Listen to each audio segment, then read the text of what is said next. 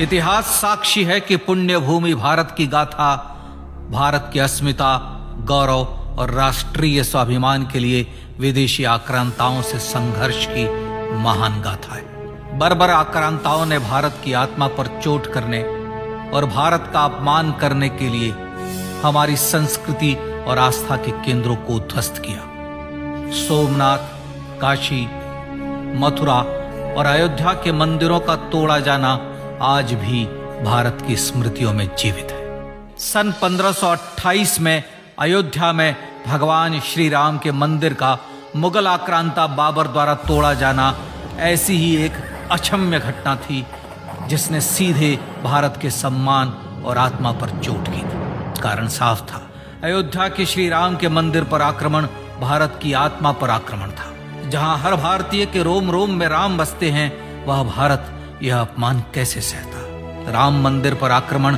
भारत को आहत कर गया था। विदेशी हमलावर अपनी बर्बरता दिखाते गए और भारत अपने आत्मगौरव को फिर से पाने के लिए संघर्ष करता रहा। भारत रामलला के जन्म स्थान पर बाबर के नाम पर बने एक ढांचे को देखता और उसे हटाने का संकल्प लेकर शक्ति संजोया करता। हिंदू समाज आत्मसम्मान के रण में डटा रहा और लगातार हमलावरों द्वारा बनाए गए बाबरी ढांचे को हटाने के लिए लड़ता रहा। सरयू कई बार रक्त से लाल हुई। कभी स्थानीय शासकों ने तो कभी साधु संतों और राम भक्तों ने राम जन्मभूमि की मुक्ति के लिए अपने प्राणों की आहुति दी। 74 बार युद्ध हुए। हम कुछ मोर्चे हारे, पर रण जीतने का संकल्प कभी कम नहीं हुआ। हिंदू समाज तलवारों से रक्त रंजित हुआ, पर उसने हार नहीं मानी। उसका संकल्प अजेय था। 15 अगस्त 1947 को देश की आजादी के साथ सैकड़ों सालों से चले आ रहे इस संघर्ष में नई ऊर्जा और एक नया मोड़ आया। अचानक 23 दिसंबर 1949 को बाबरी ढांचे में श्री राम लला प्रकट हुए। हजारों राम भक्त दर्शन के लिए उमड़ पड़े। तत्कालीन प्रधानमंत्री पंडित जवाहरलाल नेहरू ने उत्तर प्रदेश सरकार को श्री राम लला को विवादित ढांचे से हटाने का आदेश दिया। उत्तर प्रदेश सरकार ने अयोध्या के कलेक्टर को यह काम दिया और यह निर्देश भी कि जरूरत पड़ने पर वे बल का प्रयोग भी करें। अयोध्या के कलेक्टर ने सरकार को उत्तर दिया कि यह नरसंहार के बिना संभव नहीं है और फिर भी वह ऐसा चाहती है तो किसी दूसरे कलेक्टर से यह काम करवा ले। परिणाम स्वरूप रामलला की मूर्ति वहीं विराजमान रही। विवादित ढांचे को बंद कर दिया गया। केवल पुजारी को सेवा अर्चना के लिए भीतर जाने की अनुमति थी। फिर भी राम भक्त विवादित ढांचे के बाहर से प्रभु श्री राम की आराधना करते रहे। भारत के हिंदू समाज के लिए चुनौतियां और बढ़ गई। मामला अदालत में गया। विपक्षी दलों द्वारा अदालत में भगवान श्री राम के अस्तित्व पर सवाल उठाए गए। उनके अयोध्या में ही जन्म लेने का प्रमाण मांगा गया। भारत का जनमानस अब आहत हो उठा था। आजाद भारत में भी हिंदू समाज को अपनी आस्था और श्रद्धा के लिए संघर्ष करना पड़ रहा था। चुनौतियों के इस समय में सन 1984 में विज्ञान भवन दिल्ली में विश्व हिंदू परिषद ने धर्म संसद का आयोजन किया। इस संसद में देश भर के संतों ने राम जन्मभूमि की मुक्ति के लिए आह्वान किया और राम जन्मभूमि मुक्ति यज्ञ समिति का गठन किया।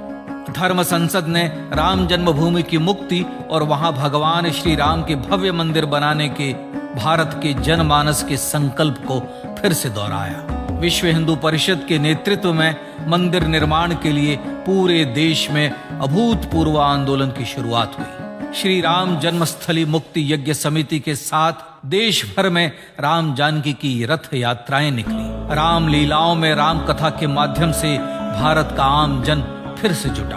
अब सबके मन में एक ही प्रण था, एक ही लक्ष्य था।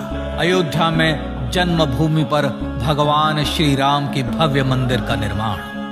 सन 1989 में विश्व हिंदू परिषद द्वारा गांव-गांव से रामशिला पूजन करके अयोध्या भेजी गई।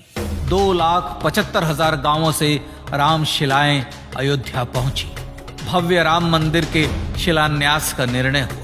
पूज्य संत महात्माओं और हिंदू समाज के अन्य प्रमुख नेताओं के निर्णय के अनुसार अनुसूचित जाति के प्रमुख नेता श्री कामेश्वर चौपाल ने 9 नवंबर 1989 को मंदिर निर्माण का पहला पत्थर रखा। राम जन्मभूमि पर मंदिर निर्माण के लक्ष्य की पूर्ति के लिए सन 1990 में सोमनाथ से अयोध्या के लिए श्री लाल कृष्ण आडवाणी ने रथ यात्रा की शुरुआत की। देश में जन भावनाओं का ज्वार उबड़ने लगा। श्री लाल कृष्ण आडवाणी के रथ यात्रा के साथ साथ मंदिर के लिए जन समर्थन बढ़ने लगा और छद्म सेकुलरवाद बेनकाब होने लगा। इस जन आंदोलन को रोकने की तमाम कोशिशें हुई पर सब व्यर्थ हुई।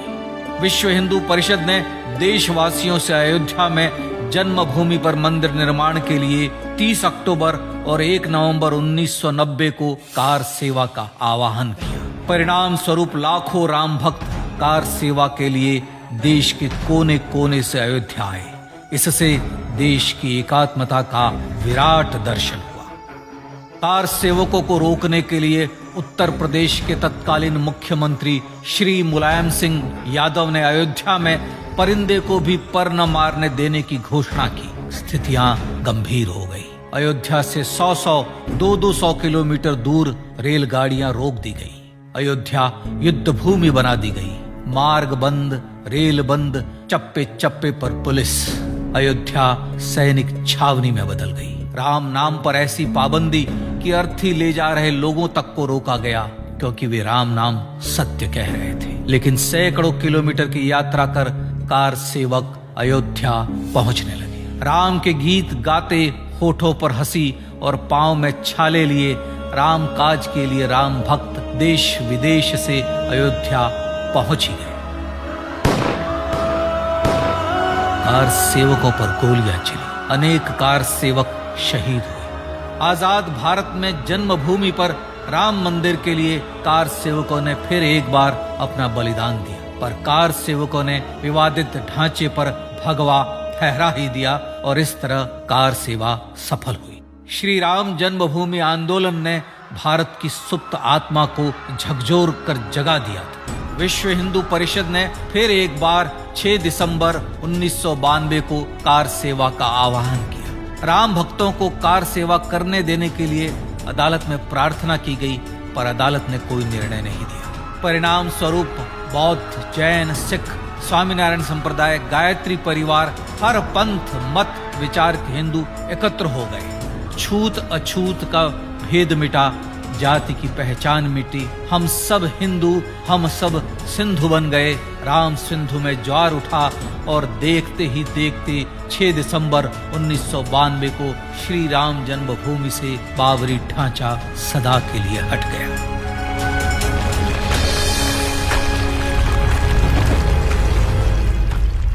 यह क्षण शौर्य, न्याय और सत्यमेव जयते का क्षण था। यतो धर्मस्ततो जय का क्षण था। पर संघर्ष की गाथा यहां जाकर भी नहीं रुकी। छद्म सेकुलरवादियों द्वारा भारत और भगवान श्री राम के इतिहास को झुठलाने के लिए अदालतों में चुनौतियों का सिलसिला चलता रहा, जो 1950 से चल रहा था। हिंदू सिखों के बीच से गुजरते हुए भगवान श्री राम का दर्शन करने के लिए विवश थे। यह स्थिति थी आजाद भारत में श्री राम और राम भक्तों की। पर सत्य को तो जीतना ही था। आखिरकार देश के सर्वोच्च न्यायालय के 5 जजों की खंडपीठ ने 9 नवंबर 2019 को ऐतिहासिक निर्णय दिया और यह कहा कि अयोध्या जन्मभूमि परिसर की पूरी 67 एकड़ भूमि रामलला की, और न्यायालय ने भारत सरकार को जन्मभूमि पर मंदिर बनाने के लिए एक ट्रस्ट बनाने का आदेश दिया। सर्वोच्च न्यायालय के आदेश के अनुसार भारत सरकार ने 5 फरवरी 2020 को श्री राम जन्मभूमि तीर्थ क्षेत्र नाम के ट्रस्ट का गठन किया और राम जन्मभूमि न्यास की भूमि जो सरकार द्वारा अधिग्रहित की गई थी उसे ही नवनिर्मित न्यास को वापस दे दिया गया। 5 अगस्त 2020 को भारत के प्रधानमंत्री श्री नरेंद्र मोदी ने श्री राम जन्मभूमि तीर्थ क्षेत्र के अध्यक्ष पूज्य महंत नृत्य गोपाल दास, राष्ट्रीय स्वयंसेवक संघ के पूज्य सरसंघ चालक डॉक्टर मोहन भागवत एवं उत्तर प्रदेश के मुख्यमंत्री श्री योगी आदित्यनाथ की उपस्थिति में श्री राम जन्मभूमि पर भगवान श्री राम के भव्य मंदिर के लिए भूमि पूजन कर निर्माण कार्य का शुभारंभ किया। इस तरह लगभग 500 वर्षों से राम जन्मभूमि की मुक्ति के संघर्ष का पटाक्षेप हुआ। अपने आत्मसम्मान और राष्ट्रीय अस्मिता के लिए इतना लंबा संघर्ष विश्व के इतिहास में बेजोड़ है। श्री राम भारत की आत्मा, भारत की परिभाषा, हमारे राष्ट्रीय आदर्शों और जीवन मूल्यों के प्रतिनिधि मर्यादा पुरुषोत्तम हैं, जो हर हिंदू के होठों पर जन्म से मृत्यु तक रहे, बस यही हर हृदय में प्रार्थना होती है। राम भारतीय राष्ट्रीय स्वाभिमान और आसेतु हिमालय से समुद्र पर्यंत तक जन जन को एकात्मता के बंधन में बांधने वाले रक्षा सूत्र है। अयोध्या स्थित श्री राम जन्मभूमि पर बाबर का हमला वास्तव में भारत के स्वाभिमान और राष्ट्रीयता पर हमला था। प्रधानमंत्री श्री नरेंद्र मोदी द्वारा श्री राम जन्मभूमि पर राम मंदिर का पुनः निर्माण न केवल बाबरी मानसिकता का पराभव है, बल्कि संपन्न, सुखी, सुसंस्कृत, सर्वशक्ति संपन्न स्वराष्ट्र का सूर्योदय भी है। यह उस राम राज्य की दिशा में वह कदम है जिसकी अभिलाषा राजराजेंद्र चोल, कृष्णदेव राय, छत्रपति शिवाजी महाराज से लेकर महात्मा गांधी तक ने की थी। अयोध्या में जन्मभूमि पर भगवान श्री राम का मंदिर न सिर्फ राष्ट्रीय गौरव होगा, बल्कि वह श्री राम के आदर्शों का राष्ट्र मंदिर होगा। अब वह महान संकल्प पूरा होने जा रहा है। आइए इस राम यज्ञ, राष्ट्र यज्ञ में जिन ज्ञात और अज्ञात भारतीयों ने अपनी आत्माहुति दी है, उनका पुण्य स्मरण कर उन्हें श्रद्धांजलि दें।